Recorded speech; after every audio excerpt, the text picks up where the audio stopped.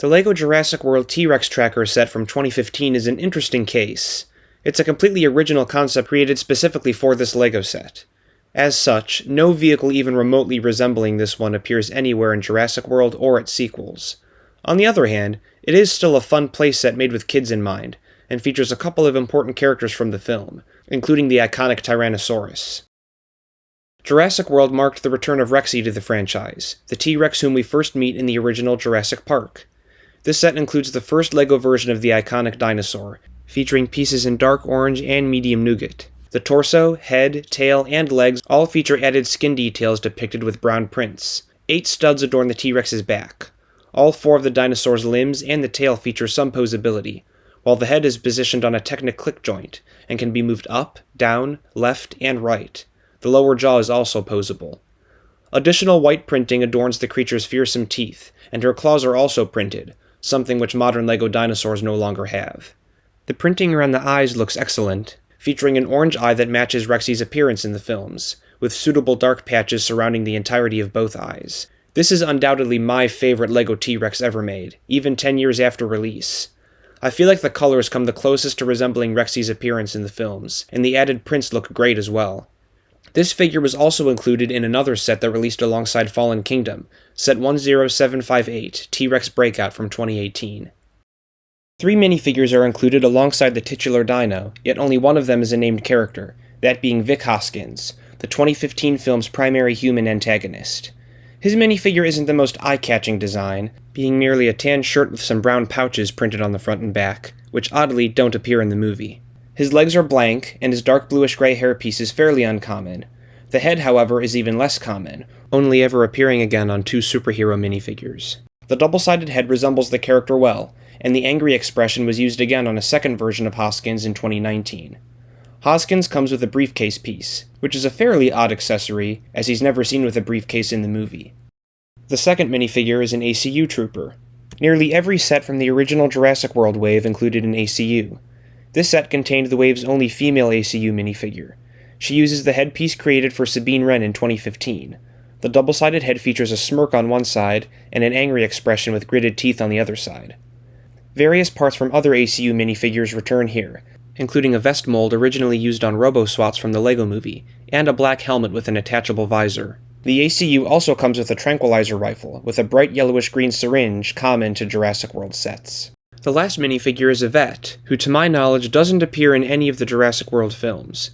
He was most likely based on early concepts from the movie before release, as the only sets to feature any vets were the original Jurassic World sets from 2015.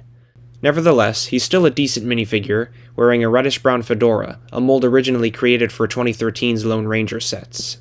He features a headpiece originally created for Bruce Wayne in 2012. His leg pieces are unprinted, but the torso features plenty of detail, including a name badge with a minifigure silhouette attached to a tan vest which is worn over a white shirt. The printing continues onto the back, where an appealing Jurassic World logo is located. The vet comes with a pair of interesting accessories, a cattle prod, and a torch for luring the T-Rex. The main build of the set is a large capture vehicle, intended to fit larger theropod dinosaurs in its hold. I'll start off by saying that this build doesn't even remotely resemble anything seen in the movie, so any faithfulness to source material is automatically thrown out the window for the rest of this video. Therefore, I'll be approaching this set the way I approached it when I received it nearly a decade ago, from a plate perspective. The model is sizable, especially when the cage bars are extended to their full height. 4 large monster truck-style wheels give this vehicle plenty of presence and a high clearance. 2x3 plates with clips serve as fenders for the wheels, with 2 for each front wheel and 4 for each rear wheel. A pair of stickers with claw marks and a license plate are stuck on the back fenders. The front of the vehicle features several sets of headlights accomplished using several different types of parts in trans yellow. The external motor is comprised of several pieces, built atop the hood in front of the vehicle's massive windshield. 4 of the set's 7 stickers go around the driver's cabin section, including graphics printed with the Jurassic World logo. The roof section of the cockpit can be lifted easily, and there's space for 2 minifigures inside. There's no real designated driver for this set included, so any of the minifigures work just fine for that role. In between 2 trans red tiles representing taillights, there are 3 small accessory builds included for further play potential. One is some sort of small radar dish device, the second is a small safe with a syringe placed inside, and the third is a computer with a printed keypad and a stickered screen. I actually store all of the set's spare syringes in the safe as well. The far left and right of the set features some fun play features with differing functions. On the right, when looking at the set from the front, there's a cross-axle to which the set's included motorcycle attaches. The bike has a bright blue color scheme that matches the other Jurassic World sets. The top part in bright blue is exclusive to this set in this color. A minifigure can ride the bike, and the set's box art depicts the vet driving the motorcycle. On the left, when looking at the set from the front, is a Harpoon Launcher. The entire mechanism is built on a small ball-and-socket joint system, allowing for a generous range of movement. A modified green spring-loaded missile with added black rubber pieces in the front gives the piece a harpoon tip, and this piece is tied to some black string, which attaches to the launcher. A seat and a joystick for a minifigure complete the build, and with that you have the set's main defensive weapon against the T-Rex. The spring-loaded shooter works just like any other spring-loaded projectile, and you can even wrap it around the Rex's legs Battle of Hoth style. Of course, after capturing Rexy, you need some place to put her. This removable cage does just the trick. The Technic parts used to construct its skeleton give it a very industrial look, and the entire structure can be removed from the back of the vehicle, revealing yellow tiles underneath. The capture vehicle itself looks rather bare without the cage on it, admittedly. Back to the cage, the sides fold down quite easily, revealing plenty of floor space for a large dino. The entire upper canopy has a really neat locking mechanism that I'll demonstrate. These yellow Technic axle and pin connectors slide aside, which then allows this black cross-axle to slide as well. You can then raise the top part of the cage on its hinge and line it up with the rest of the Technic frame, and then the cross-axle can slide back into this black Technic lift arm, locking it in place. This gives the vehicle a customizable look depending on whether or not it's carrying a dinosaur. Speaking of which, the T-Rex can be placed inside. The sides of the cage don't really stay closed properly unless placed inside the vehicle.